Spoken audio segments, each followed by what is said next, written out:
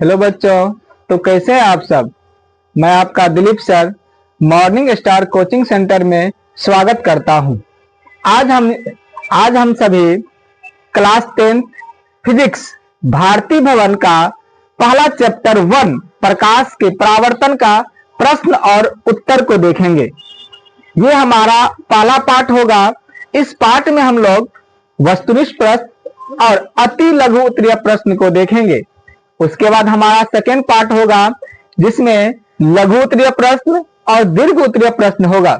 उसके बाद हमारा तीसरा पार्ट होगा जिसमें आंकिक प्रश्न अर्थात न्यूमेरिकल्स को हम लोग कवर करेंगे। तो कुल मिलाकर के 3 पार्ट में हम लोग प्रकाश के परावर्तन का प्रश्न और उत्तर को देखेंगे।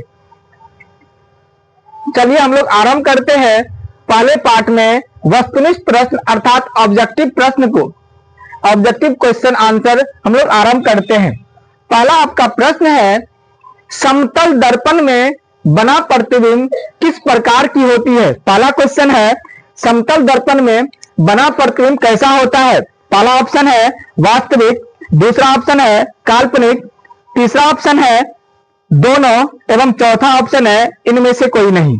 तो आप लोग जानते हैं, हम पढ़ाए हुए हैं, समतल दर्पण में बना प्रतिबिंब हमेशा आभासी होता है अर्थात काल्पनिक होता है और वस्तु के बराबर होता है। तो आंसर आपका हो जाएगा ख इज द करेक्ट आंसर, जो कि आभासी होगा। कैसा होगा? आभासी होगा अर्थात काल्पनिक होगा। हमने पढ़ा चुके हैं कि समतल दर्पण द्वारा बना प्रतिबिंब आभासी और वस्तु के बराबर होता है। वस्तु दूरी बराबर प्रतिबिंब की दूरी, ये हमने पढ़ चुके हैं।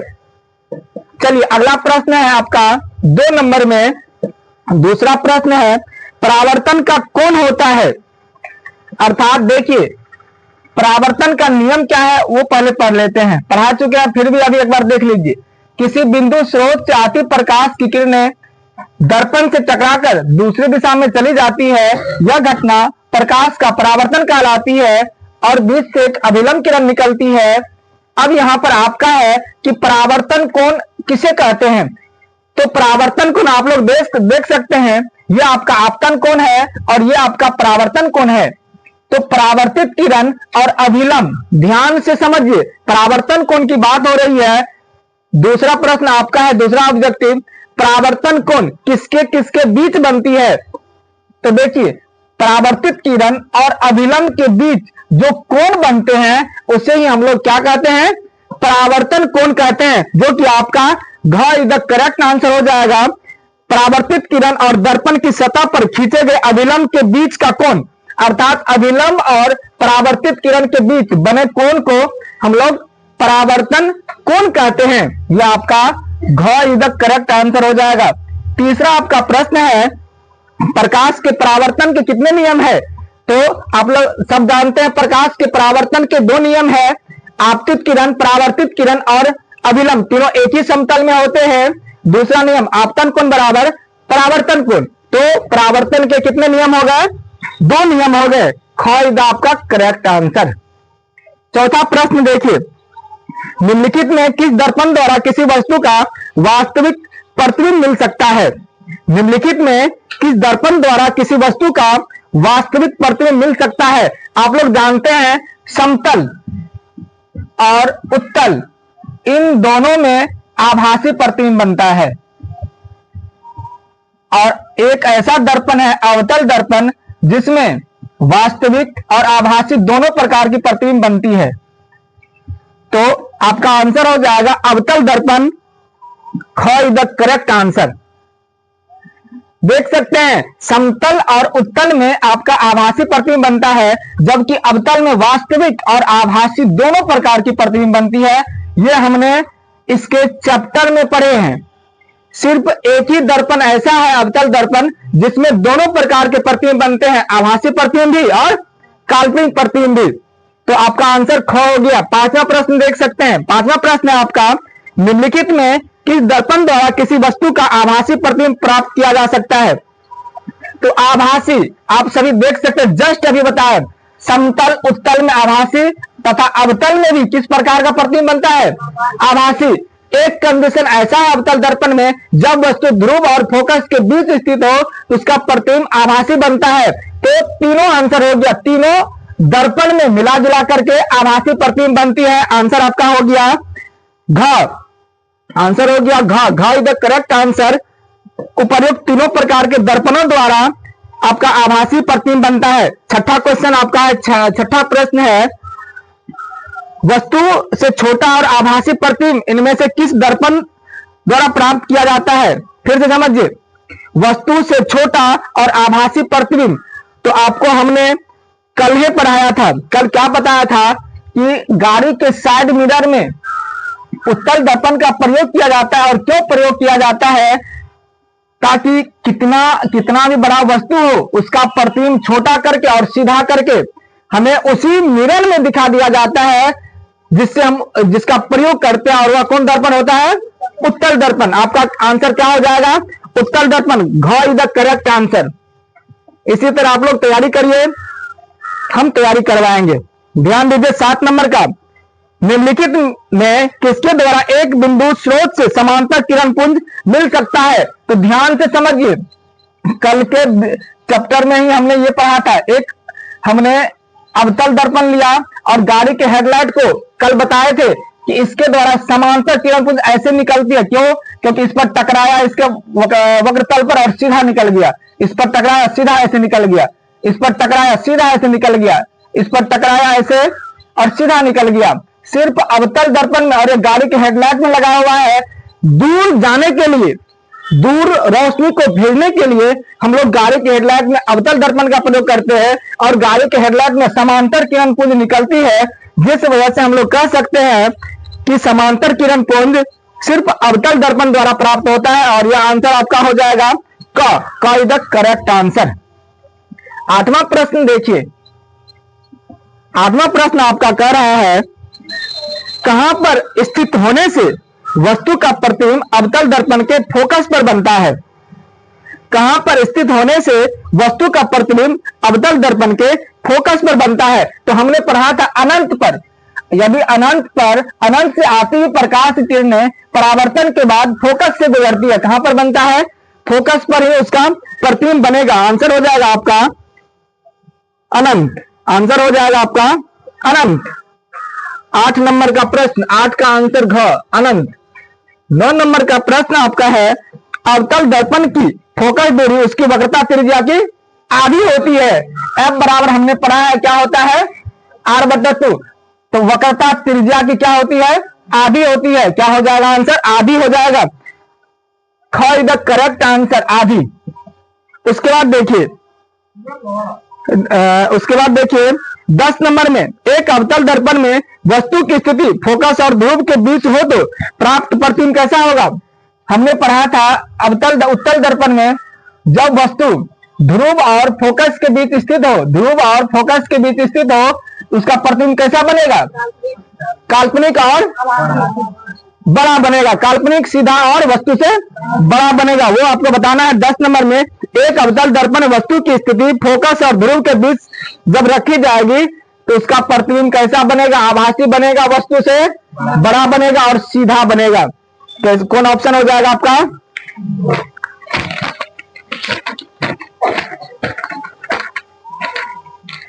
ग इज द करेक्ट आंसर हो जाएगा। 10 नंबर का आपका ग हो जाएगा, आभासी और वस्तु से बड़ा।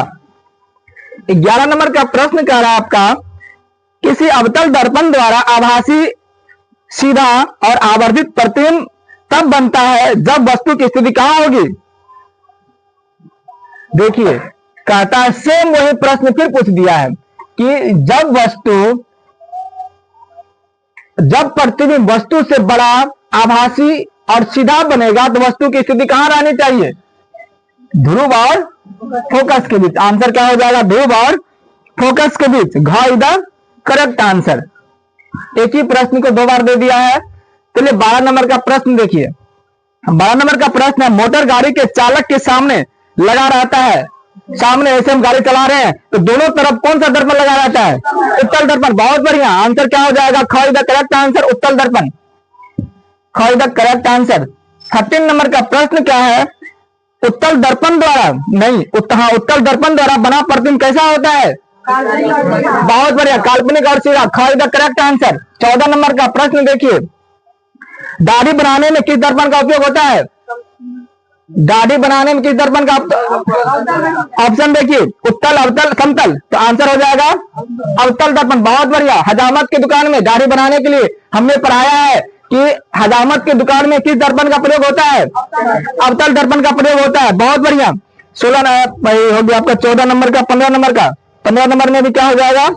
ख is the correct answer. 16 number का प्रश्न देखिए, एक दर्पण में किसी भी दूरी पर रखी एक वस्तु का सीधा प्रतिबिंब ही प्राप्त होता है। दर्पण कौन सा हो सकता है? सीधा। वास्तविक, ध्यान से समझिए, सीधा प्रतिबिंब जब आभासी बनेगा तब न सीधा बनेगा। यहां आपका प्रश्न है, एक दर्पण किसी भी दूरी पर रखी एक वस्तु का सीधा प्रतिबिंब ही प्राप्त कर सकता है। कौन सा दर्पण होगा? आभासी बनता है तीनों दर्पण में, उत्तल, समतल, अवतल में, लेकिन कहता किसी भी दूरी पर रखेंगे उसका आभासी प्रतिबिंब बनेगा। किस दर्पण में? बहुत बड़ा, समतल और उत्तल में। अवतल क्यों नहीं होगा? क्योंकि उसका मात्र एक कंडीशन ऐसा है, जब वस्तु ध्रुव और फोकस के बीच स्थित हो तब जाकर के उसका आभासी और सीधा प्रतिबिंब होगा। लेकिन समतल और उत्तल में ऐसा कोई कंडीशन नहीं है। कहीं भी वस्तु को रखेंगे उसका हमेशा आभासी और सीधा प्रतिबिंब बनेगा। आंसर आपका हो जाएगा ग। ग is the correct answer. 14 number का, उत्तल दर्पण हमेशा बना प्रतिबिंब कैसा होता है? सीधा होता है। 14 का क, हमेशा सीधा होगा, हमेशा सीधा। उत्तल दर्पण में हमेशा सीधा प्रतिबिंब बनता है। चलिए उसके बाद 17 नंबर में, संबंध F बराबर R/2 सत्य है किस दर्पण के लिए? दोनों दर्पण के लिए, उत्तल और अवतल के लिए, दोनों दर्पण के लिए। ग। उसके बाद देखिए अगला प्रश्न 18 नंबर का, और F बराबर R/2 को हमने सिद्ध भी कराया है। चलिए 18 नंबर का प्रश्न क्या है? डायग्राम दिया गया, चित्र देखिए। आपको हमने आलेख के 4 नियम पढ़ाए हैं, तो आपको बताना है कि इसमें कौन सा नियम सत्य है। जो सही है उसको आपको टिक करना है कि ये सही है। पहला ऑप्शन देखिए, हम यहां पर डायग्राम बना रहे हैं आपका। ये मान लेते हैं एक दर्पण है और ये इसका मुख्य अक्ष हो गया। तो जैसे मुख्य अक्ष हुआ तो वह वस्तु कहता ऐसे जाएगी। मुख्य अक्ष के समांतर यदि कोई किरण जाएगी वह कहां से गुजरती है? फोकस से गुजरती है, सबको पता है। प्रधान अक्ष के समांतर यदि कोई किरण जाएगी तो वह कहां से गुजरती है? फोकस। यहां फोकस से गुजरा है, पहला ऑप्शन आपका गलत है। दूसरा ऑप्शन देखिए, कहता है ये है आपका उत्तल दर्पण। और कल का ध्यान आइए, कल का क्लास का देखिए, यहां पर आपका ध्रुव है, यहाँ ध्रुव, यहां पर फोकस और यहां पर वक्रता केंद्र। कौन सा दर्पण है? उत्तल दर्पण है। और उत्तल दर्पण में हमेशा दाईं ओर क्या होता है? फोकस और वक्रता केंद्र होती है। अगर ऐसे प्रकाश की किरण जाएगी तो वह कहां से गुजरेगी? फोकस से आभासी में गुजरेगी, वह ऐसे मुड़ जाएगी। लेकिन बुक में है ऐसे मुड़ा हुआ। यह सत्य है? असत्य है? असत्य। ये भी ऑप्शन आपका गलत है। इसका आभासी इधर से जाएगा, लेकिन वह ऐसे, जब आप समांतर जब आपतित होगी, मुख्य अक्ष के समांतर जब आपतित होगी, वह इस तरह से एंगल बना करके परावर्तित हो जाएगी। उसका आभासी जो होगा फोकस से होकर गुजरेगा। लेकिन ऐसा आपके डायग्राम में नहीं है, जो कि यह गलत है। तीसरा ऑप्शन देखिए, तीसरा ऑप्शन है, ये एक दर्पण है, अवतल दर्पण दिया हुआ है। अवतल दर्पण का ये आपका क्या है? प्रधान अक्ष है, यहां ध्रुव होगा, यहां पर फोकस है, यहां वक्रता केंद्र है। तो आप लोग बताइए, यदि मुख्य अक्ष के समांतर कोई किरणें जाएगी वह कहां से गुजरती है? लेकिन आपके इस डायग्राम में कहां से गुजरा हुआ है? ये सत्य है? क्या सत्य है? असत्य है। ये आपका गलत है। ये भी ऑप्शन गलत है। अब देखिए चौथा ऑप्शन, चौथा ऑप्शन आपका है, यहीं पर समझा देते हैं। ये प्रधान अक्ष है, यहाँ फोकस होगा, यहाँ वक्रता केंद्र है। तो देखिए वक्रता केंद्र की तरफ कोई किरण आपतित होगी तो वह किस दिशा में चली जाएगी? पढ़ाए हुए हैं, पुनः उसी दिशा में वो लौट जाएगी। आपका यही आंसर सही हो जाएगा, जो कि सत्य है। आपके डायग्राम, आपके बुक के चौथे नंबर ऑप्शन में जो चौथा नंबर जो ऑप्शन है वह क्या है? सत्य है। देखिए वक्रता केंद्र की तरफ जो आपतित किरण हो रही है वह उसी दिशा में लौट जाएगी। यही क्या है? परावर्तन के नियम का चौथा नियम हमने पढ़ाया था, आलेख बनाने के 4 नियम, जिसमें यह चौथा नियम था। तो आंसर क्या हो जाएगा? घ इधर करेक्ट आंसर हो जाएगा। अब 19 नंबर का प्रश्न देखिए।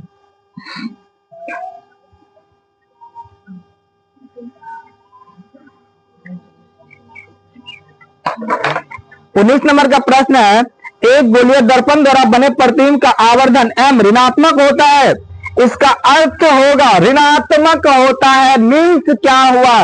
ऋणात्मक जब होगा तो तू लोग बताओ, ऋणात्मक जब होगा तो इस साइड प्रतिबिंब बनेगा कि दर्पण के पीछे बनेगा? दर्पण के पीछे प्लस होता है। कल है हमने बताया चिन्ह परिपाटी, ध्यान दीजिए।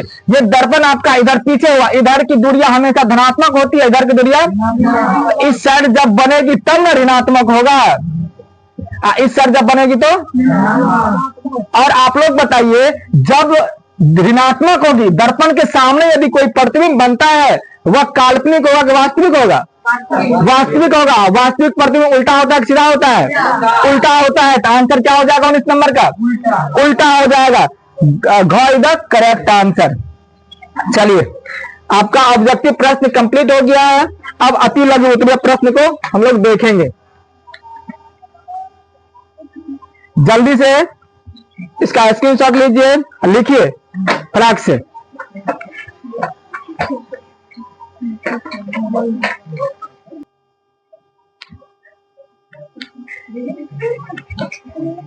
उम्मीद करते हैं लिख लिए होंगे। अब इसको हम मिटा रहे हैं।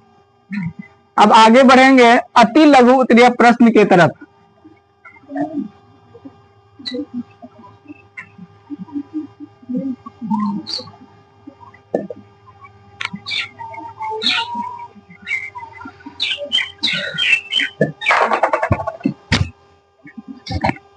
मार्कर कहाँ रखे?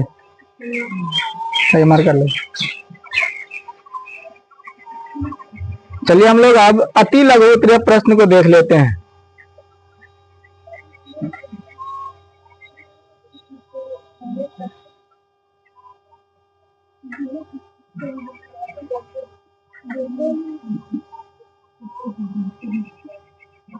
अति लघु उत्तरीय प्रश्न। चलिए पहला प्रश्न आपका है,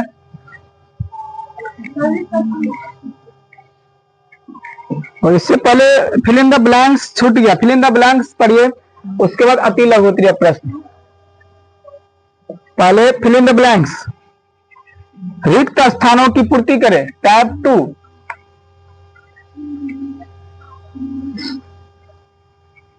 रिक्त स्थानों की पूर्ति करें।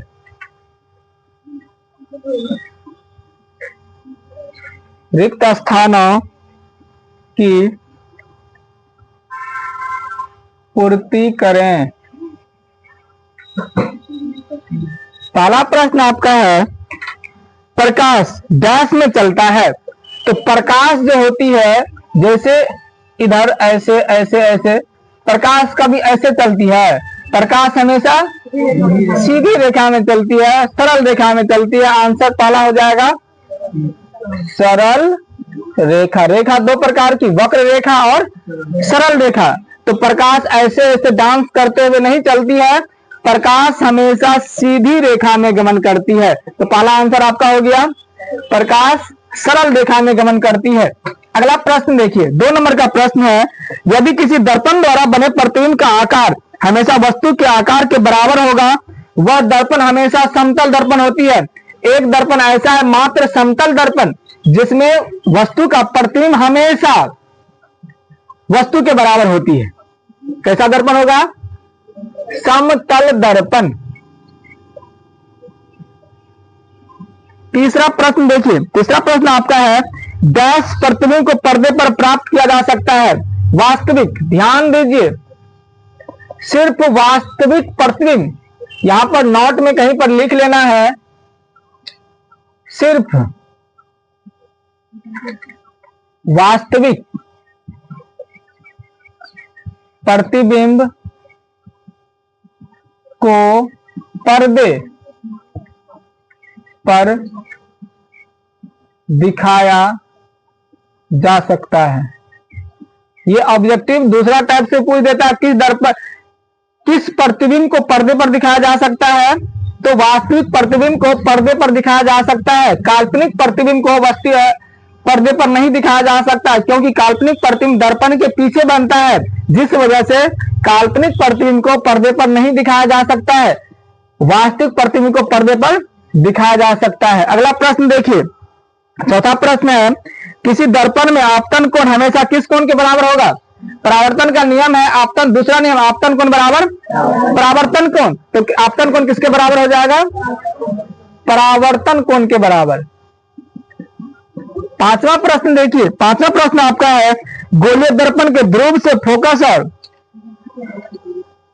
दूरी को डैश कहते हैं। ध्रुव और फोकस के बीच की दूरी को हम बता चुके हैं, चाहे कोई भी दर्पण ले, यहां ध्रुव है और यहां फोकस, इन दोनों के बीच की दूरी को फोकस दूरी कहते हैं, हमने चैप्टर में पढ़ाया है। उसके बाद अगला प्रश्न देखिए, 7 नंबर का, डैश दर्पण में वास्तविक और आभासी दोनों प्रकार के प्रतिबिंब बनते हैं। एक दर्पण ऐसा है अवतल दर्पण जिसमें वास्तविक भी बनता है और काल्पनिक भी बनता है। एक कंडीशन मात्र ऐसा अवतल दर्पण है जिसमें आभासी बनता है और हर हमेशा वास्तविक बनता है, लेकिन दोनों प्रकार के प्रतिबिंब को बनाने का क्षमता सिर्फ अवतल दर्पण के पास है। क्या बोलिए? ये 7वां और 7वां है। उसके बाद छठा प्रश्न इसके बाद लिख देते हैं। छठा प्रश्न आपका है, गोलीय दर्पण की वक्रता त्रिज्या फोकस दूरी, ध्यान दीजिए, गोलीय दर्पण की वक्रता त्रिज्या फोकस दूरी की F बराबर होता है R/2, तो R बराबर क्या हो जाएगा? 2 गुना F, अर्थात दोगुनी होती है। फोकस दूरी की क्या होती है? दोगुनी होती है। आंसर क्या हो जाएगा? दोगुनी, दोगुनी। समझे कि नहीं? R आधी होती है लेकिन फोकस दूरी दुगुनी होती है, क्योंकि F बराबर R/2, इस साइड 2 भाग है, इस साइड गया तो गुना हो जाएगा, तो F क्या हो जाएगा? दोगुना हो जाएगा। किसका दोगुना हो जाएगा? R का। R से रिलेशन क्या है? 2 गुना F हो जाएगा, अर्थात दोगुनी दूरी पर रहेगा। 8 नंबर का, 7 का बता दिए पहले, 8 नंबर का। 8 नंबर का प्रश्न है, उत्तल दर्पण द्वारा वास्तविक, ध्यान दीजिए, उत्तल दर्पण द्वारा वास्तविक वस्तु के केवल डैश प्रतिबिंब बनाते हैं। उत्तल दर्पण हमेशा आभासी प्रतिबिंब बनाते हैं। उत्तल दर्पण हमेशा आभासी प्रतिबिंब बनाते हैं। किस प्रकार का प्रतिबिंब बनाते हैं? आभासी। आभासी को ही काल्पनिक कहते हैं। 9 नंबर में देखिए, जब कोई किरण दर्पण के फोकस की दिशा में आपतित होती है, वह परावर्तन के बाद दर्पण के मुख्य अक्ष के डैश चली जाती है, समांतर चली जाती है। बहुत बढ़िया। वह मुख्य अक्ष से क्या चली जाएगी? देखो, ऐसे आपतित होगी तो मुख्य अक्ष के क्या चली जाएगी? समांतर चली जाएगी। इन सभी प्रश्न को हमने देखा है। समांतर, समांतर, नता सैनिक हो, अरे नता सैनिक, समांतर। 10 नंबर में देखिए, 10 नंबर का प्रश्न है, निर्देशांक चिन्ह परिपाटी के अनुसार आपतित प्रकाश की दिशा में मापी गई सभी दूरियां डैश होती है। आपतित, हाँ, तो एक चीज बताओ, आपतित, आपतित किरण जो होगी, ये आपका कोई भी दर्पण ले लेते हैं, अवतल उत्तल, हम उत्तल ले रहे हैं। क्वेश्चन को समझिए, यहां ध्रुव आपका है, यहां फोकस है, यहां वक्रता केंद्र है। सवाल कहता है, निर्देशांक चिन्ह परिपाटी के अनुसार आपतित प्रकाश की दिशा में मापी गई सभी दूरियां बताओ। तो कोई भी वस्तु रखी जाएगी, दर्पण के सामने रखी जाएगी या दर्पण के पीछे रखी जाएगी? और दर्पण के सामने जब रखी जाएगी तो यहां तक देख सकते हैं आप लोग, बताइए तो इधर दूरियां क्या होगी, ऋणात्मक होगी कि धनात्मक होगी? तो हमेशा आंसर क्या हो जाएगा, ऋणात्मक। आपतित इधरे से हमेशा, आपतित मीन्स होता है जो किरण किसी बिंदु स्रोत से आ रही है, जब आएगी तो वह ऋणात्मक होकर के आएगी, यानी इस साइड से आएगी, इस साइड हमेशा क्या होता है, ऋणात्मक होता है। अब अगला प्रश्न देखिए 11 नंबर का।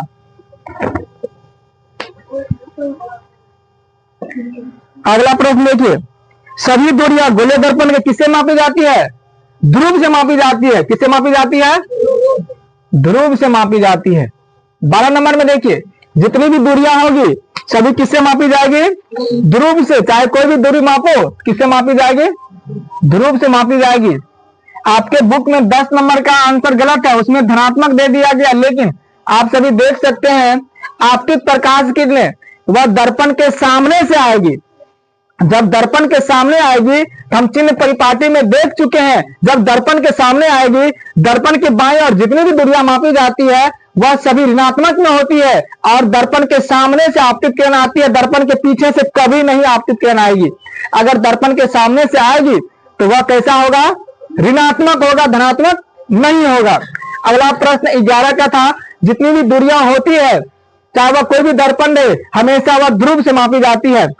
अगला प्रश्न देखिए, अगला प्रश्न है, निर्देशांक चिन्ह परिपाटी के अनुसार अवतल दर्पण की फोकस दूरी हमेशा क्या होती है, ऋणात्मक होती है। अवतल दर्पण में हमेशा क्या होती है, ऋणात्मक होती है, क्योंकि दर्पण के सामने फोकस दूरी होती है।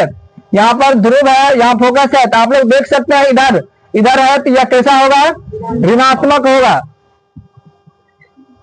और कल हमने पढ़ा था कि अवतल दर्पण में आर और एफ क्या होती है, ऋणात्मक होती है, और उत्तल दर्पण में एफ और आर क्या होती है, धनात्मक होती है। 13 नंबर का प्रश्न देखिए, 13 नंबर का प्रश्न आपका है, प्रतिबिंब की ऊंचाई और वस्तु की ऊंचाई का अनुपात क्या कहते हैं, आवर्धन कहते हैं। कल पढ़े थे हम लोग कि वस्तु की, प्रतिबिंब की ऊंचाई और वस्तु की ऊंचाई के अनुपात को आवर्धन कहते हैं।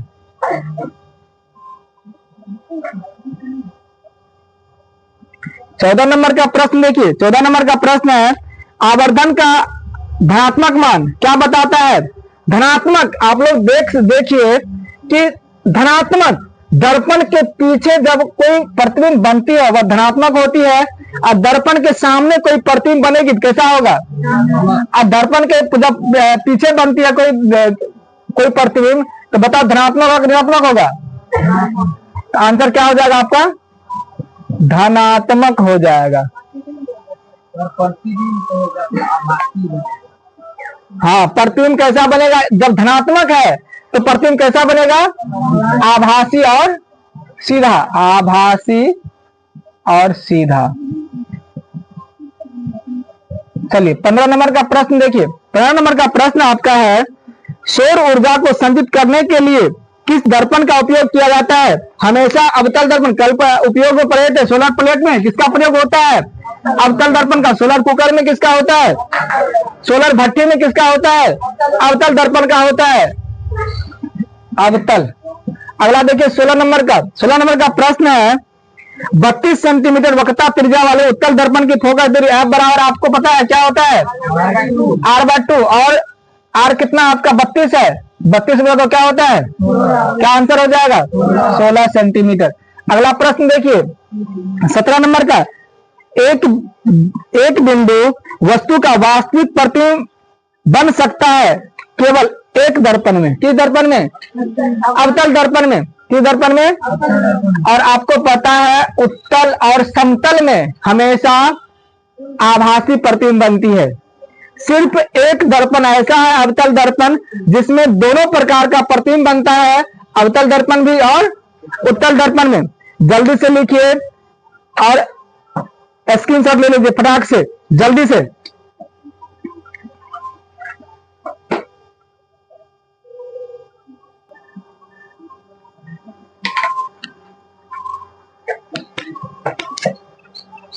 हम लोग अति लघु उत्तरीय प्रश्न को देखेंगे। हमने ऑब्जेक्टिव प्रश्न देखा, फिल इन द ब्लैंक्स को देखा, अब हम लोग अति लघु उत्तरीय प्रश्न को देखेंगे।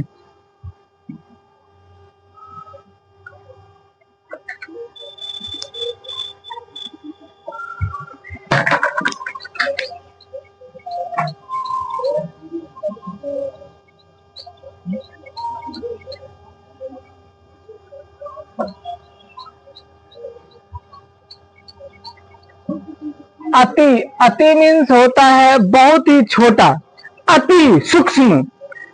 लघु मीन्स तो छोटा होता ही, अति मीन्स बहुत कम और लघु मीन्स छोटा।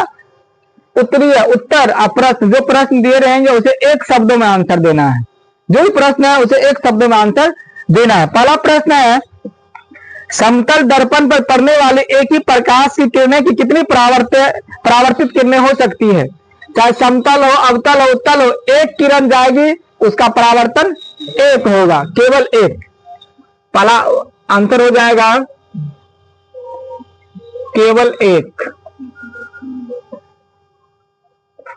दूसरा आपका है, समतल दर्पण पर लंबवत पड़ने वाली किरणें किस प्रकार परावर्तित होती है? लंबवत जब आएगी तो आपको हम बताए हुए हैं, जब लंबवत किरणें पड़ेगी तो वह पुनः उसी दिशा में लौट जाएगी, उसी दिशा में लौट जाएगी। आंसर क्या हो जाएगा? उसी दिशा में लौट जाएगी।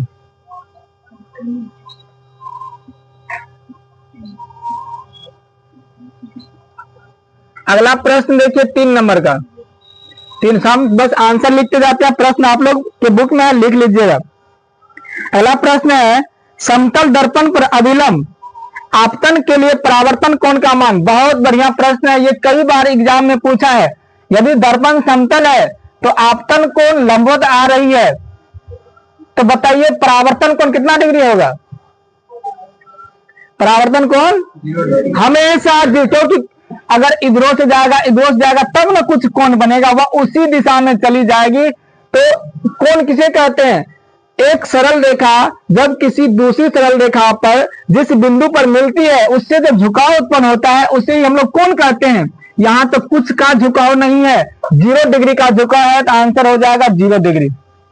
4 नंबर का देखिए, 4 नंबर का क्वेश्चन है, प्रकाश के परावर्तन कितने नियम? 2 नियम। आंसर हो जाएगा 2। बहुत बढ़िया, इसी तरह जवाब दीजिए, प्रकाश के परावर्तन के 2 नियम।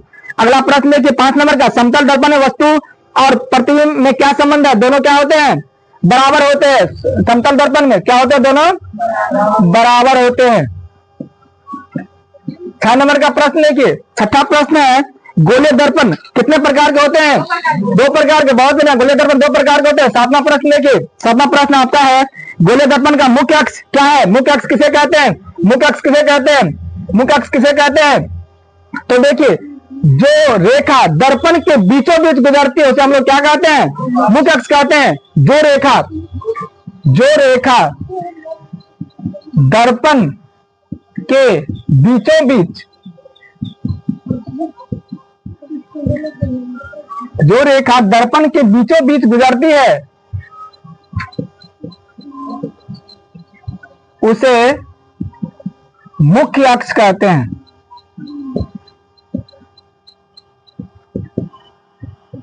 जो रेखा दर्पण के बीचों बीच गुजरती है उसे मुख्य अक्ष कहते हैं। 8वां प्रश्न देखिए, 8वां प्रश्न है, अवतल दर्पण के फोकस की परिभाषा दे। फोकस किसे कहते हैं? फोकस की परिभाषा देना है, फोकस की परिभाषा देना है। बहुत बढ़िया, किसी बिंदु स्रोत से आती प्रकाश की किरणें दर्पण से टकराकर जो प्रधान अक्ष को जिस बिंदु पर काटती है उसे फोकस कहते हैं। किसी बिंदु स्रोत से, किसी बिंदु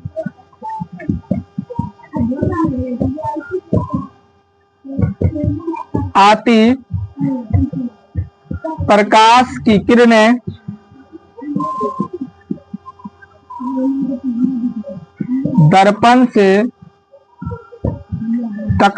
टकराकर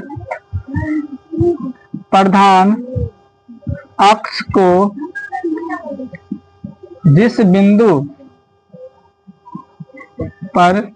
बिंदु पर काटती है उसे फोकस कहते हैं।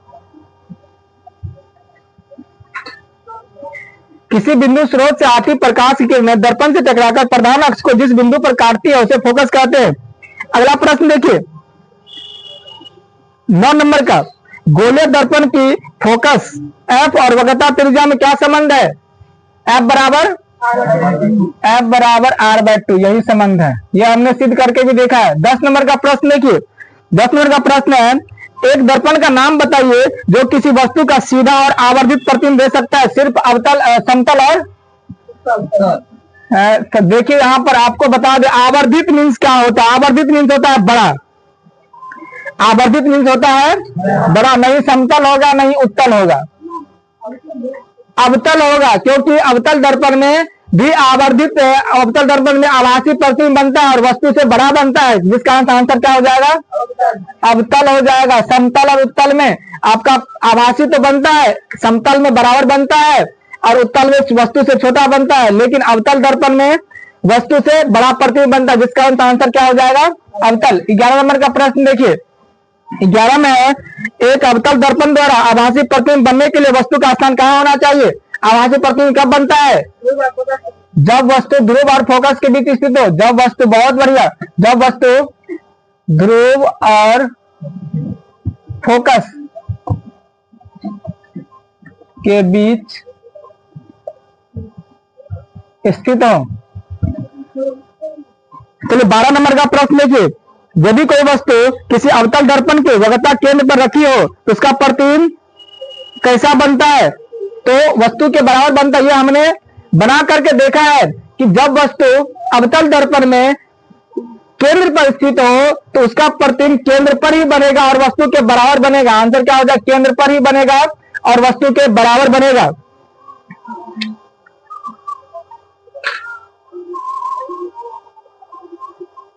तो वस्तु का आभासी प्रतिबिंब बने, ये हो गया 12 नंबर का था। प्रतिबिंब कहां और कैसा बनेगा? तो केंद्र पर बनेगा और वस्तु के बराबर बनेगा।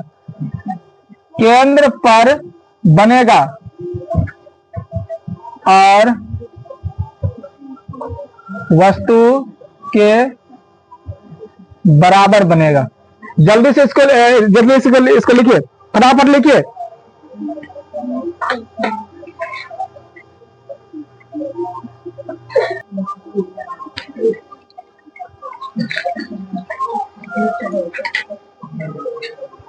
तो अब अगला प्रश्न है आपका 13 नंबर का।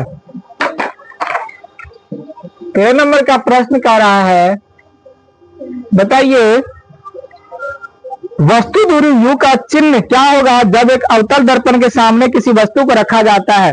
तो आप लोग समझ लीजिए, वस्तु दूरी हमेशा ऋणात्मक होती है, चाहे वह दर्पण कोई सा हो। वस्तु दूरी हमेशा ऋणात्मक होती है। वस्तु दूरी हमेशा ऋणात्मक होगी। 14 नंबर का प्रश्न देखिए, 14 नंबर का प्रश्न है, 10 सेंटीमीटर फोकस दूरी वाले अवतल दर्पण से 15 सेंटीमीटर की दूरी पर रखी वस्तु का प्रतिबिंब की प्रकृति क्या होगी? देखिए इसमें संकेत दिया हुआ है, प्रतिबिंब वस्तु से बड़ा होगा, वास्तविक और वस्तु की अपेक्षा उल्टा बनेगा। तो सामने बन रहा है, जब सामने बन रहा है तो जाहिर सी बात है वास्तविक बनेगा और वस्तु प्रतिबिंब जो बनेगा वह उल्टा बनेगा। वास्तविक और उल्टा, वास्तविक और उल्टा। अगला प्रश्न देखिए 15 नंबर का। 15 में कहता है, अवतल दर्पण से किस दूरी पर एक वस्तु को रखा जाए जिससे कि प्रतिबिंब का आकार वस्तु के आकार के बराबर होता है? अभी जस्ट पढ़ा है, जब हम लोग अवतल दर्पण में केंद्र पर किसी वस्तु को रखेंगे तब उसका प्रतिबिंब वस्तु के बराबर होगा। तो कहां रखेंगे? केंद्र पर। 16 नंबर का प्रश्न देखिए, 16 नंबर का प्रश्न कहता है, किस गोले दर्पण में केवल काल्पनिक प्रतिबिंब बनता है? तो किस दर्पण में केवल काल्पनिक बनता है? केवल और केवल काल्पनिक बनता है, तो वह दर्पण होगा समतल और उत्तल। समतल और उत्तल, समतल और उत्तल। अगला प्रश्न 17 नंबर का देखिए, 17 नंबर का प्रश्न कहता है, क्या एक उत्तल दर्पण किसी वस्तु का वास्तविक प्रतिबिंब बना सकता है? तो नहीं। क्या होगा आंसर? नहीं। 18 नंबर का देखिए, एक दर्पण की फोकस दूरी -15 सेंटीमीटर है, यह अवतल दर्पण है या उत्तल दर्पण है? माइनस है, फोकस दूरी ऋणात्मक है, जस्ट पढ़ा है। तो अवतल दर्पण में वक्रता त्रिज्या और फोकस दूरी हमेशा क्या होती है? ऋणात्मक होती है। यह दर्पण कैसा हो जाएगा?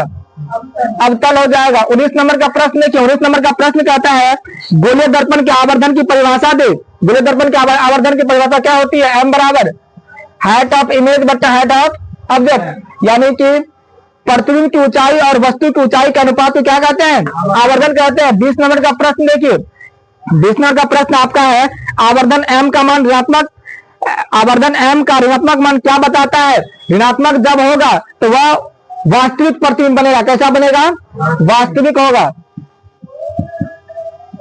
जब आवर्धन प्लस होगा तो वस्तु आभासी बनेगा, प्रतिबिंब। 21 नंबर का देखिए, 21 नंबर का प्रश्न है एक गोलीय दर्पण की वक्रता त्रिज्या 20 है तो उसकी फोकस दूरी क्या होगी? एफ बराबर क्या होता है? r/2, तो 20/2 कितना होगा? 10 सेंटीमीटर। अगला देखिए 22 नंबर का, 22 नंबर का प्रश्न आपका है उत्तल दर्पण के एक उपयोग को लिखे। गाड़ी के साइड मिरर में, गाड़ी के साइड मिरर में। 23 नंबर का प्रश्न देखिए, 23 नंबर का प्रश्न आपका है उस उत्तल दर्पण की फोकस दूरी ज्ञात करें जिसकी वक्रता त्रिज्या 32 सेंटीमीटर है। एफ बराबर दिया है r बराबर तुमको 32, तो एफ बराबर क्या हो जाएगा? r/, तो 32/2 अर्थात 16, और फोकस दूरी ये उत्तल दर्पण है तो +16 लिखेंगे। 24 नंबर का, 24 नंबर में है काल्पनिक प्रतिबिंब से आप क्या समझते हैं? काल्पनिक प्रतिबिंब से आप क्या समझते हैं? काल्पनिक प्रतिबिंब हमेशा सीधा बनता है। काल्पनिक प्रतिबिंब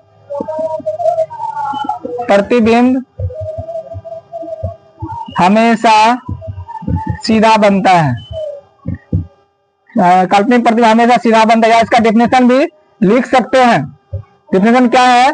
किसी बिंदु स्रोत से आती प्रकाश किरण दर्पण से टकराकर जिस बिंदु पर आकर मिलती हुई प्रतीत होती है उसे उस वस्तु का काल्पनिक प्रतिबिंब कहते हैं। 24 नंबर का हो गया। 25 नंबर का देखिए, 25 नंबर में है समतल दर्पण में आवर्धन m बराबर प्लस से क्या तात्पर्य है? तो प्लस यदि है तो आप लोग कह सकते हैं +1 है, तो यहां लिखा हुआ है समतल दर्पण में आवर्धन प्लस का अर्थ है कि प्रतिबिंब का आकार वस्तु के आकार के बराबर और m का धनात्मक चिन्ह बताता है कि प्रतिबिंब हमेशा सीधा बनेगा। कैसा बनेगा? वास्तविक और काल्पनिक और सीधा। समतल दर्पण में कैसा बनेगा? ये आंसर दिया हुआ है बुक में संकेत में, वो लिख लीजिएगा। 26 नंबर का देखिए, 26 नंबर का प्रश्न है एक गोलीय दर्पण जिसका वक्रता केंद्र C पर एक किरण ACD आपतित होती है, यह किरण किस दिशा में परावर्तित हो जाएगी?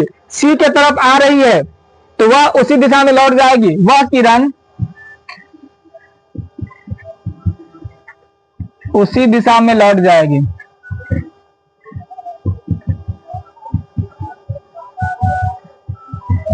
सत्ताईस नंबर का देखिए, 27 नंबर का प्रश्न है, ये लास्ट प्रश्न है अवतल दर्पण के कोई दो उपयोग लिखे। कोई दो उपयोग कल ही बताया है, हजामत और दूसरा सोलर कुकर। बताने के लिए आप लोग ढेर सारे बता सकते हैं सोलर कुकर में, लेकिन आपको दो ही प्रश्न इसमें दो ही उपयोग लिखना है। पहला लिखेंगे हजामत की दुकान में और दूसरा सोलर कुकर में। तो आपका ये अति लघु उत्तरीय प्रश्न कंप्लीट हो गया है। जैसा कि हमने कहा था पार्ट 1 में ऑब्जेक्टिव प्रश्न, फिल इन द ब्लैंक्स और अति लघु उत्तरीय प्रश्न कराएंगे, तो आपका अति लघु उत्तरीय प्रश्न कंप्लीट हो गया है। इसको अच्छे से कवर कर लीजिएगा। अगर वीडियो फास्ट हो तो उसको रोक रोक करके देख करके अच्छे से कवर कर लीजिएगा। जो बच्चे इस चैनल पर नए आए हैं इस चैनल को सब्सक्राइब कर लीजिए और अपने दोस्तों के बीच में शेयर कर लीजिए, ताकि जो भी वीडियो हम अपलोड करेंगे वह आप तक पहुंच जाए। हम अपने चैनल पर भारती भवन, केसी सिन्हा और एनसीईआरटी की सभी मैथ साइंस की पढ़ाई करवाते हैं और साथ ही साथ प्रश्न उत्तर फिजिक्स, केमिस्ट्री और बायोलॉजी आपको चैप्टर बाय चैप्टर मिल जाएगा। तो सब्सक्राइब करिए और अपने दोस्तों के बीच शेयर करिए। धन्यवाद।